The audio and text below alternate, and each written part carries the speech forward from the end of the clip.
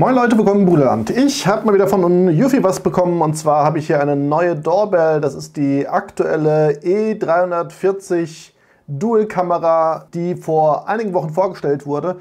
Und ich hatte von Eufy ja prinzipiell schon die normale Video-Doorbell und auch schon die alte Dual-Kamera Videobell, die heißt jetzt mittlerweile S330 oder so.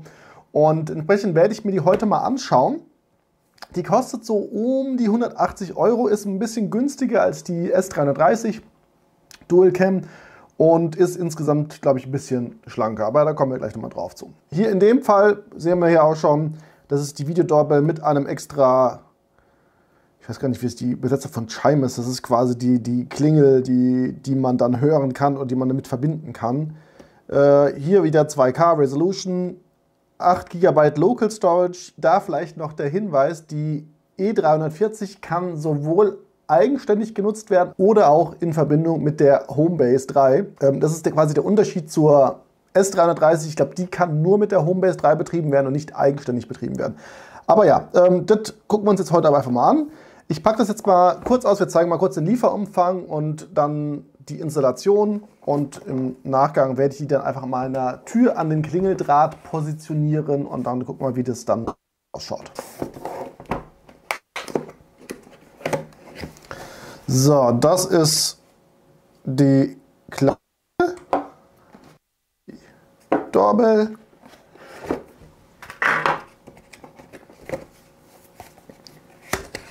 Dann haben wir hier noch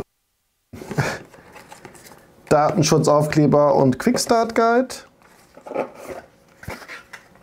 Dann haben wir hier noch einmal was, das wird wahrscheinlich der Aufsatz sein für die Klingel.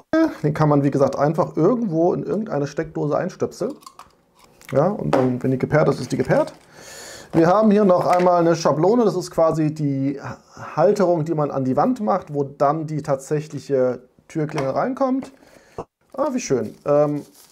Das ist hier nochmal so der Winkel, den kann man nutzen, falls man die Kamera etwas anwinkeln möchte. Da kann man die quasi dann dazwischen installieren. Dann haben wir noch ein bisschen was zum Anschließen und noch ein Sicherheitstool. Und das war es eigentlich. Ansonsten sehe ich jetzt hier noch einen USB-A auf einen USB-C Stecker, weil ich glaube, die kann man prinzipiell wieder per USB-C aufladen. Dann haben wir hier noch ein bisschen anderes Verlängerungskram, noch ein bisschen Installationsdübel und Schrauben, was man so braucht. Also alles, um quasi gleich loszulegen. So, die E340 hat prinzipiell einen Akku. Ihr könnt sie aber auch, wie man hier sehen kann, über den Klingeldraht betreiben. Wenn ihr eine halbwegs Klingel habt oder aktuelle Klingel habt, dann sollte da eigentlich genug Spannung drauf sein, dass das Ding betrieben werden kann. So, was haben wir denn hier so?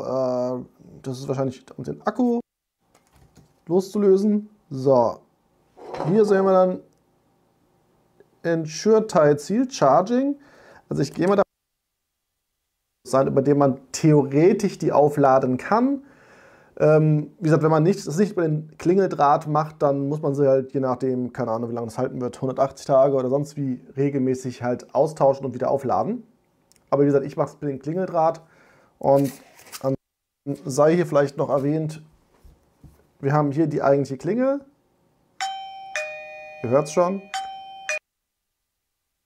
Hier ist die eigentliche Kamera und hier unten, das ist halt quasi die Spezialheit die Besonderheit dieser Klingel, da hat man quasi nochmal eine zusätzliche Kamera, wo man dann quasi unten auf der Fußebene, wo dann vielleicht die Pakete liegen, das Ganze sehen könnte. So, ich richte sie jetzt mal kurz ein, dass sie jetzt hier schon mal gepaart ist, und dann installiere ich sie vorne an meiner Tür. So, wir sind hier in der Eufy Security App und ich möchte ein Gerät hinzufügen. Ihr seht, hier sind schon ein paar von meinen Geräten installiert. Ich möchte ein Gerät hinzufügen, das mache ich hier oben. Da haben wir hier eine Videodoorbell und dann haben wir, was haben wir denn eigentlich? Die Videodoorbell Dual Wired. Genau, das ist die neuere Videodoorbell Dual. Die richten wir jetzt mal ein. Die kommt zu mir ins Zuhause. Einen QR-Code, den nutzen wir jetzt mal zum Einrichten. Dann müssen wir noch WLAN einrichten. Pieps. Signalton ist ertönt. So, scannen Sie den QR-Code. Jetzt kriegt man den QR-Code mit der. So, jetzt wurden quasi die WLAN-Daten übergeben. Setup was successful. Und schon ist sie eigentlich eingerichtet. Das hat jetzt nicht mal eine Minute gedauert. Das ging jetzt wirklich fix. Jetzt gibt es hier noch ein Firmware-Update. Okay, aktualisieren wir mal. Und damit bin ich jetzt erstmal fertig hier mit der Installation. Wie gesagt, ich bohre jetzt mal. Ich kann nicht die alten Bohrlöcher benutzen. Ich installiere die jetzt, wie gesagt, an meiner Tür und verdrahte sie mit den Kabeln hier entsprechend, damit die Saft hat, weil ich sie, wie gesagt, im Drahtmodus, im Wired-Modus nutzen möchte und nicht im Batteriemodus. Und ja, dann schauen wir uns gleich nochmal alles aus der Nähe an. So, was wir jetzt noch tun werden, wir werden uns jetzt nochmal kurz die App anschauen und da die verschiedenen Funktionen etwas näher beleuchten. Vielleicht der erste Hinweis, hier oben links seht ihr den Akkustand und da müsst ihr darauf achten, dass diese Ladeanimation da ist. Dann habt ihr auch sichergestellt, dass die Verdrahtung funktioniert hat, weil ansonsten ist die Kamera zwar immer noch an, aber läuft dann quasi im Batteriemodus. So, Edge Connection hatte ich gerade schon gesagt, das ist quasi einfach nur die Verbindung, dass man mit der Homebase verbunden ist. So, dann haben wir das Thema Bewegungserkennung. Da gleich wieder der Hinweis, datenschutzrechtlich aufpassen, wo ihr das nutzt und wo ihr das nicht nutzt. Ne? Öffentliche Straße solltet ihr aber eher nicht abdecken, da könntet ihr Probleme bekommen. Ich habe das normalerweise auch deaktiviert. Ich habe das jetzt nur für die Videoaufnahmen mal aktiviert und damit ich mal die Einstellung zeigen kann. Wenn ihr die nämlich deaktiviert, dann werden nämlich auch die ganzen Funktionen ausgeblendet und wenn ihr das wieder aktiviert, werden sie wieder eingeblendet. Und dann könnt ihr entsprechend dann auch noch verschiedene Funktionen hinzufügen, was genau getrackt werden soll. Das unterscheidet sich auch nochmal so ein bisschen, je nachdem, ob ihr mit der Homebase verbunden seid oder ob ihr quasi im Standalone-Modus seid. Ihr könnt auch wieder ganz normal den Aktivitätenmodus einstellen, also den Bereich. Und das sowohl für die Hauptkamera als auch für die Terrassenkamera, also die Kamera, die quasi unten drunter ist. Na, da könnt ihr dann genau definieren, welcher Bereich hier abgegriffen werden soll und welcher nicht. So, ich deaktiviere das jetzt mal wieder, weil ich möchte eigentlich nur, dass das Ding reagiert, wenn ich jemanden an der Tür klingeln habe. So, Power Manager hatte ich ja schon gerade kurz angesprochen. Der wird einfach nochmal angezeigt, wie der Batteriestand ist. Das ist, glaube ich, dann wichtig, wenn ihr quasi den Batteriemodus nutzt. Wenn ihr im Klingel-Kabelloh-Modus seid, dann, also wenn ihr wired seid, braucht ihr das wahrscheinlich eher nicht. Aber da könnt ihr nochmal einstellen, wie lang die entsprechenden Aufzeichnungen sein sollen und was man da so. Die Lieferungsüberwachung, das ist quasi die Funktion für diese Terrassenkamera unten drunter, wo man entsprechend einstellen kann, ob was überwacht werden soll. Da kriegt man auch Benachrichtigungen, wenn Pakete abgelegt werden. Man kann auch so Sachen wie Paketschutz oder sowas einstellen. Da gibt es dann zum Beispiel ein Alarmsignal, wenn jemand das Paket wegnimmt und so weiter. Oder man kann eine Erinnerung aktivieren, wenn ein Paket nicht abgeholt wurde und so weiter. Also da gibt es verschiedene Sachen, die man ja machen kann. Da müsst ihr einfach mal schauen, was ihr für euch braucht. Mir reicht es meistens einfach, dass die Pop-up-Benachrichtigung, dass ein Paket hingelegt wurde und dass ein Paket dann wieder entfernt wurde. Zum Beispiel, wenn meine Kinder das reinholen. Antworteinstellungen, das ist auch nur, wenn ihr so eine Kurzeinstellungen vornehmen wollt, die ihr dann quasi, wenn jemand anruft, nutzen könnt. Und da könnt ihr dann quasi eine Aufnahme aufnehmen und die dann entsprechend dann quasi verwenden, wenn ihr diese Kurzantwort nutzen wollt. Automatische Klingelreaktion, da könnt ihr einfach nur so eine Art Anrufbeantworter einstellen, wenn ihr zu gewissen Uhrzeiten oder sowas, dass dann dort einfach eine Nachricht kommt, ich bin gerade nicht da, wenn du Briefträger bist, bitte leg das Paket in die Garage, was auch immer. Sowas kann man damit machen.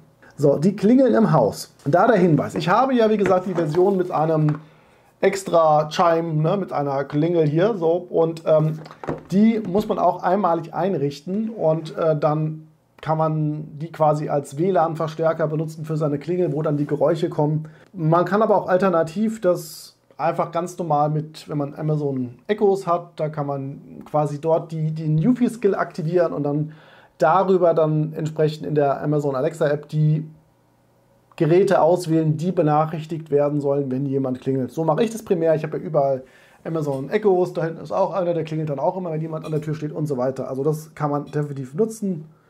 Und Google Home geht theoretisch auch, HomeKit Secure geht aktuell nicht. So, Videoeinstellungen. Da vielleicht noch ganz interessant, der Nachtsichtmodus, der ist jetzt insofern neu, weil die Kamera hat auch LEDs oben und unten und dann kann man theoretisch den Nachtsichtmodus in Farbe einstellen und auch die Helligkeit des Lichtes einstellen und ich blende euch das einfach mal ein, wenn ich mal die Testaufnahme gemacht habe. Das hat den Vorteil, es wird Licht angemacht und dann hat man nicht mehr diesen Schwarz-Weiß-Infrarot-Modus, sondern einen richtigen Farbmodus, aber dafür wird man halt entsprechend angestrahlt. Aber ich muss mir das mal anschauen, wie das in der Realität ausschaut. So, ansonsten Videoqualität könnt ihr einstellen für Streaming, für Nicht-Streaming, wenn die reinen Aufnahmen und so weiter. Also das läuft hier soweit alles. Audioeinstellungen, da ist vielleicht noch ganz interessant, hier unten könnt ihr die Lautstärke der Klingel einstellen. Und da muss ich sagen, die ist standardmäßig irgendwie so auf 50% eingestellt. Ich finde die verdammt laut. Also wenn draußen jemand drückt, dann macht es richtig Ding Dong, Ding Dong. Und finde ich persönlich eher ein bisschen nervig, aber kann man hier auf jeden Fall auch von der Lautstärke her, genauso wie die Lautsprecher für die Gegensprechanlage, die kann man ja auch entsprechend alle einstellen. So, Benachrichtigungseinstellungen, ne? Wann sollen Benachrichtigungen kommen? Sollen die mit Vorschaubild oder nicht kommen?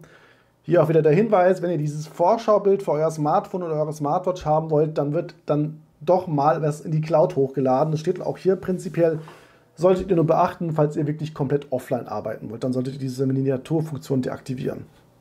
So, das war jetzt so im Groben und Ganzen die Funktion. Eine Kleinigkeit zeige ich euch vielleicht jetzt auch noch mal kurz. Mittlerweile haben ja auch die neueren Kameras von Eufy diese Cross-Kamera-Verfolgung, wo man quasi über verschiedenste Kameras hinweg ein Video schneiden kann und das kann man mittlerweile auch mit der Doorbell zum Beispiel auch nutzen. Das seht ihr jetzt hier so als Beispiel. Ne? Da wird dann quasi so ein Video zusammengeschnitten, was dann so die verschiedenen Aktivitäten so in Form, also wenn einer ums Haus herumläuft sozusagen, zusammenfasst. Das ist jetzt gerade noch so im Beta-Stadium, aber wenn es dann mal online ist, dann könnt ihr quasi dort verfolgen, wie der Briefträger von eurer Tür vielleicht zu eurem Ablageort geht und wenn ihr dort auch eine Kamera habt, dann habt ihr das alles in einem Video. Aber das ist dann ein Thema für die Zukunft und ich blende euch jetzt, wie gesagt, einfach noch mal ein paar Videos an vom Tag, von der Nacht und so und dann könnt ihr auch einfach mal sehen, wie so die Videoqualität ist und ansonsten bin ich jetzt auch erstmal fertig. Das war so der erste Eindruck zur Eufy E340 Videodoorbell mit 2 Kameras und wenn Fragen sind, gerne in die Kommentare. Euch noch einen schönen Tag. Macht's gut. Ciao, ciao.